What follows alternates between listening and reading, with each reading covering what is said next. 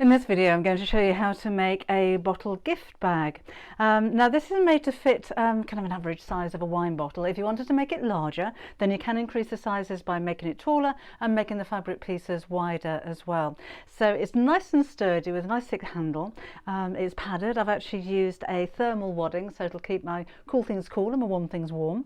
And I've decorated the one of them with a little Suffolk puff as well that's got a covered button in the centre of it. So I think you'll find this really useful if you're maybe going to somebody's house for dinner and you wanted to take a present of a bottle of wine, or if you're given a gift of some kind of maybe homemade lemonade even for Christmas and birthdays, then it's quite nice to give that gift in a gift that you've made yourself as well. And of course it's going to be reusable year after year too. So quite simple to make. Here's how we do it. So these are all of the pattern pieces cut from the instructions in the description box underneath the video. So I've got two lining pieces, and then the top, the middle and the bottom pieces of the outer section. I'm using a thermal wadding. You don't need to do that. It just needs to be some kind of wadding or fusible fleece or a firm interfacing to give the bag some shape, and then the button and the two circles I've cut out for my yo-yo to decorate. So the first thing I'm going to do is to sew these pieces together. So shorter piece at the top, plain piece in the centre and larger piece at the bottom, and we sew these right sides together. And I'm using a 1/4 of an inch seam allowance, or to be honest I tend to use the edge of my sewing machine foot, which is slightly more than a 1/4 of an inch, but it won't make any difference to the size. And sew straight down.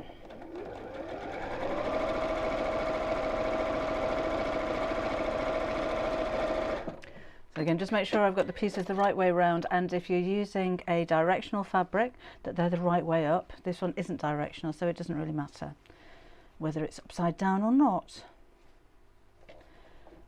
And again we'll sew straight across here.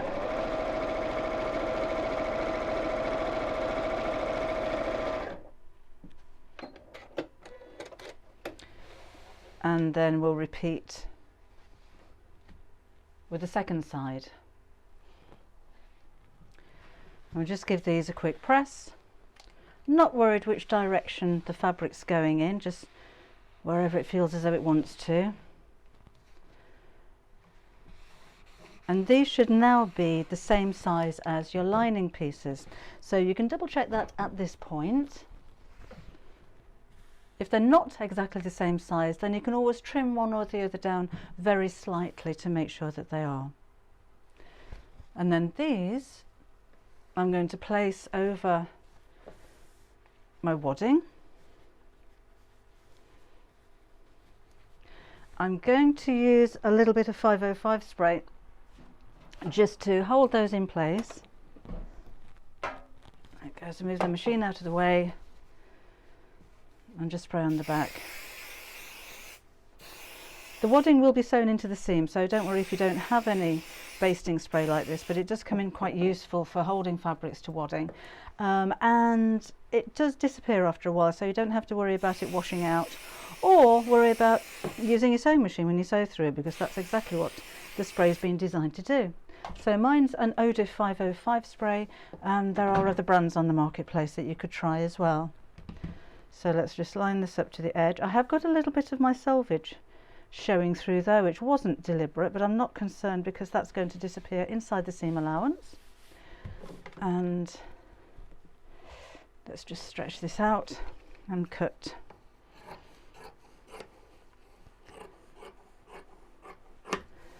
And the same with this piece. And we'll just trim that to the same size as the fabric.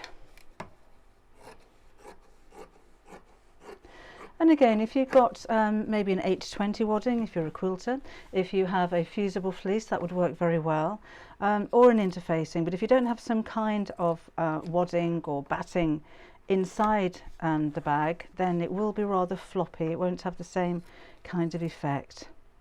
And the thermal is ideal if you've got maybe a cold drink that you want to take to somebody's house, because the thermal aspect of it will help to keep your whatever's in the bottle cooler for longer, or indeed warmer for longer. If you're taking a warm drink, maybe that to be a mulled wine at Christmas time would be nice.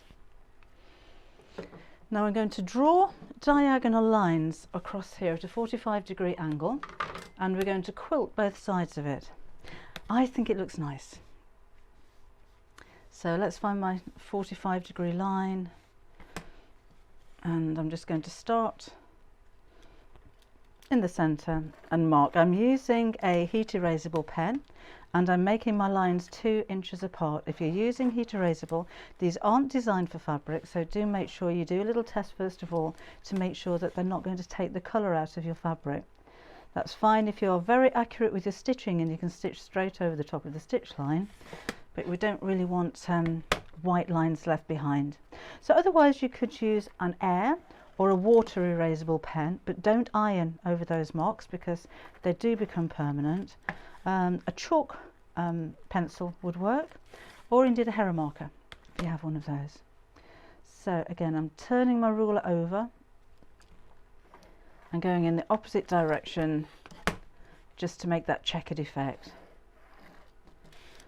Quilting doesn't have to be done. I just think it gives the bag an expensive kind of look, and it adds a bit of texture to the fabric as well. So let's finish off this side. I'll do the second side afterwards, but I'm just going to stitch over these lines. Now because this isn't a seam, it doesn't need to be strong. I can lengthen my stitch, so I'm going to go up to a 2.8 on my machine, and I like to start in the center. That's just my personal preference, and so across all of the lines.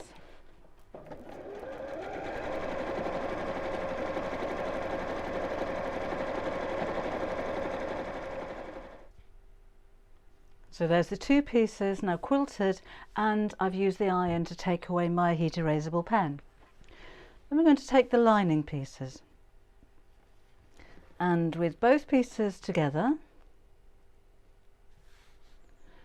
I'm going to make the shape for the handle at the top of the bag. So let's just pop, down here would be easier, just pop a couple of pins to hold those together, and then we're going to measure 2 inches or 5 centimeters from the top, so that's the top left hand corner, and I'm going to measure down to 5 inches or 13 centimeters.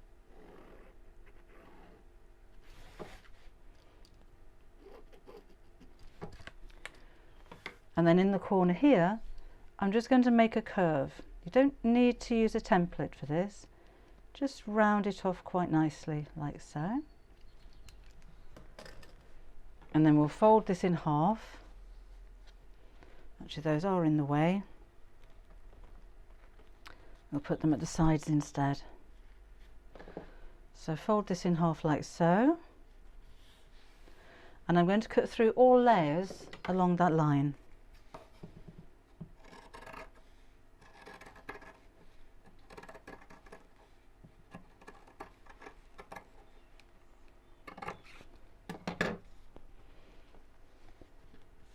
So you can see the shape of the handle now. And then in the bottom corners, so I'll just use a smaller ruler for this one, I'm going to draw a 2-inch box or 5 centimeter box in each corner.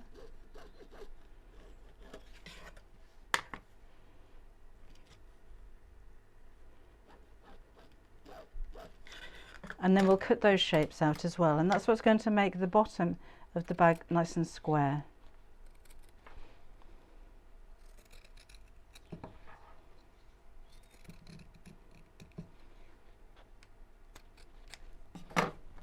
Now we can take the pins out and use one of these pieces as a template on the quilted outer fabric. And again, I'll hold that with a couple of pins so it's accurate.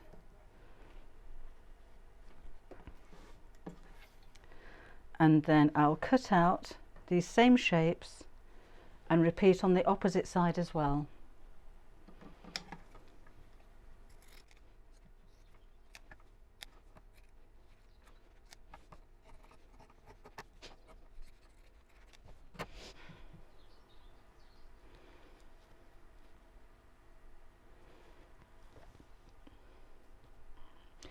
Let's take the two outer pieces and we're going to pop these right sides together and just sew across the top.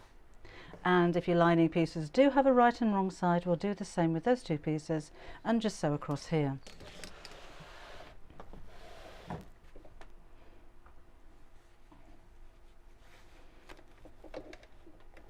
And I'm using around about 1/4 inch seam allowance, or 6mm. That may not be exact. I tend to use the end of my presser foot, or the edge of my presser foot, as my seam allowance, which I think is a little bit more than the 1/4 inch. But it doesn't make any difference to the size of the bag. Now I'll open these out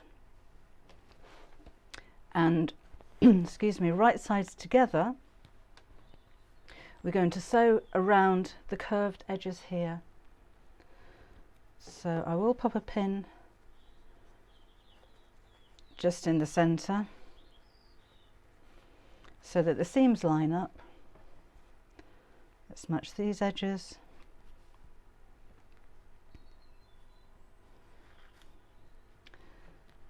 And this one.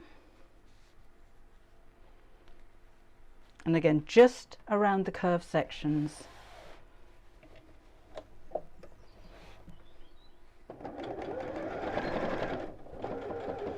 So take it easy as you go around the curve, so your curve's nice and smooth, because that's going to form the shape of the handle. Just squishing the seam open when I come to it and follow the line around.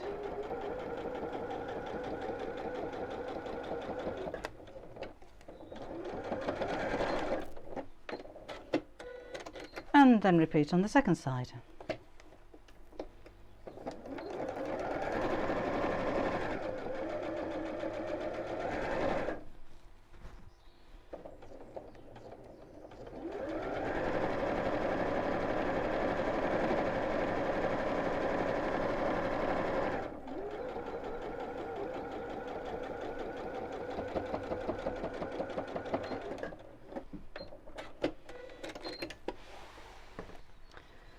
Then take a sharp pair of scissors and we're going to snip into the seam allowance just around the curved section. So cut up to the stitches but not through them, and this helps the seam to sit flat when we turn it the right side out, which we'll do in just a second. So you don't need to do it all the way around, but just on the curve certainly would be a good idea. Else you'll find that your seams all pucker when you turn it out. It doesn't actually look very professional. So as close as you can, but not through the stitches. And then we'll turn the whole thing the right side out.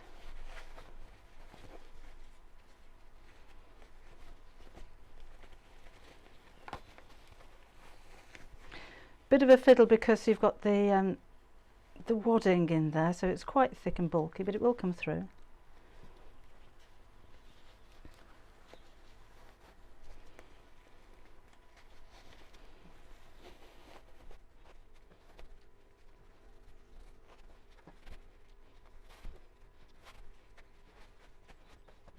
There we are, and then I'm just going to press around the seam here.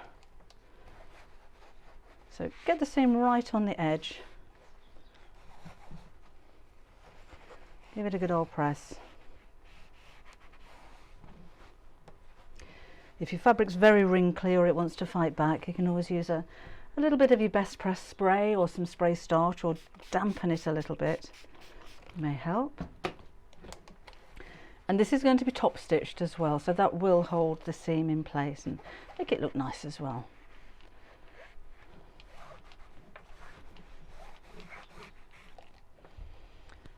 Okay, now then, we will take the two outside pieces and bring them together, and then the two lining pieces and bring those together as well. And we're going to sew all the way around the outside, not across those cut outside, all the way down here, and then carry on the lining, but we'll need to leave a turning gap in one side of the lining.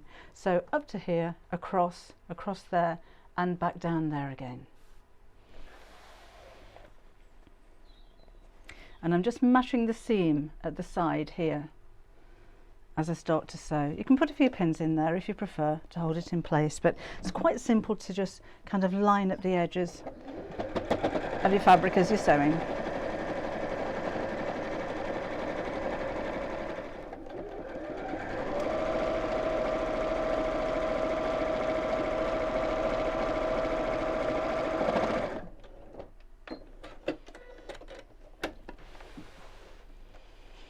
Then we'll take those corners, we're going to pull them open so that the seams sit on top of each other, and we'll sew straight across, and we need to do that on all 4 corners, and that's going to make the bottom of the bag nice and square.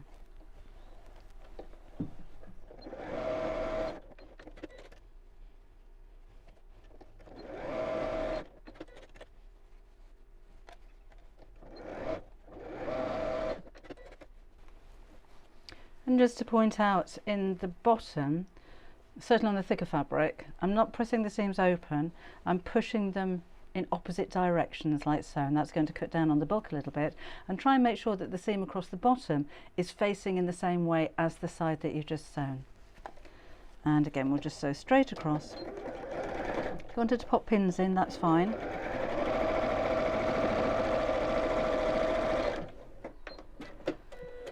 And then we'll turn the whole thing the right side out.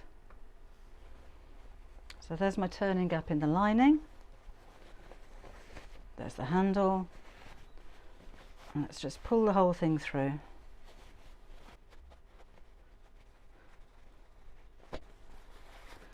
There we go, till we're completely the right side out.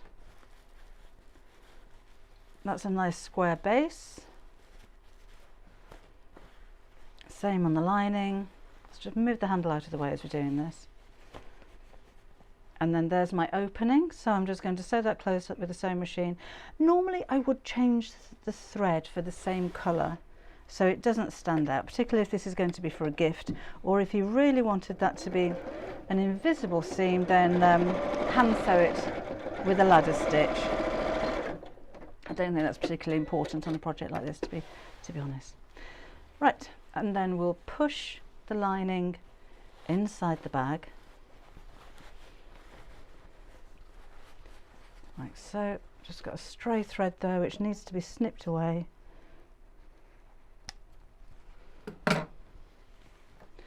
And then to make it neat around the top, I'm just going to top stitch all the way around the handle. Now I like to do this kind of from the inside. If you have a free arm on your sewing machine, you may prefer to take your accessory compartment off and just use that. And again, I've lengthened the stitch. And so I'm sewing quite close to the edge. Careful as you sew around these curves, you want to keep this nice and flat without any puckering on the lining, so take your time. Always stop with the needle down if you're manoeuvring around, and we'll sew around both sides of the handle in the same way.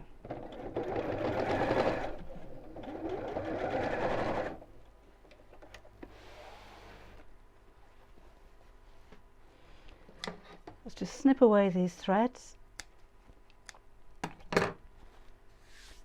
And if you wanted to give that a good old steam press, that would work really well. I don't actually have any water in my little iron down here, so I'm just going to give that a press where I can see. And a sleeve board would be quite handy, I think, if you can get that inside here and really press out those side seams and the base. Do the best we can there. Right, so that's the bag finished. So all we're going to do now is to make the little rosette, or the yo-yo that decorates the front of it. And you don't have to do that, but I do think it's a nice little finishing touch. So I'm going to take my 2 circles of fabric and make a running stitch by hand around the edge. You can gather by machine, but on smaller items like this I find it quite fiddly, so I'd rather just do this by hand. So just take your running stitch around the edge. Doesn't really matter if the stitches aren't too neat or too even, because this is going to be covered up by another little Suffolk puff or yo-yo or decoration right in the centre.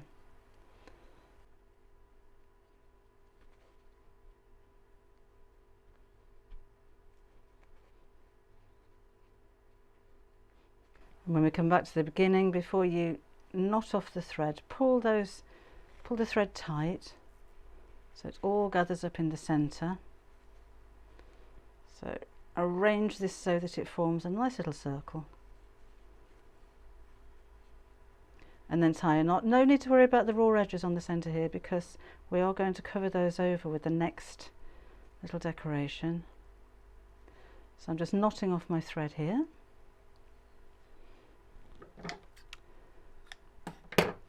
And then we'll do the same with the second circle, but this time before we gather it, we're going to pop the button into the centre.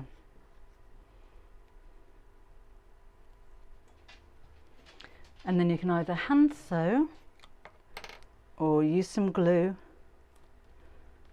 to pop that right into the centre of the larger circle. So I'm using quite a big blob of glue there, make it nice and strong. Whoops. And that goes there.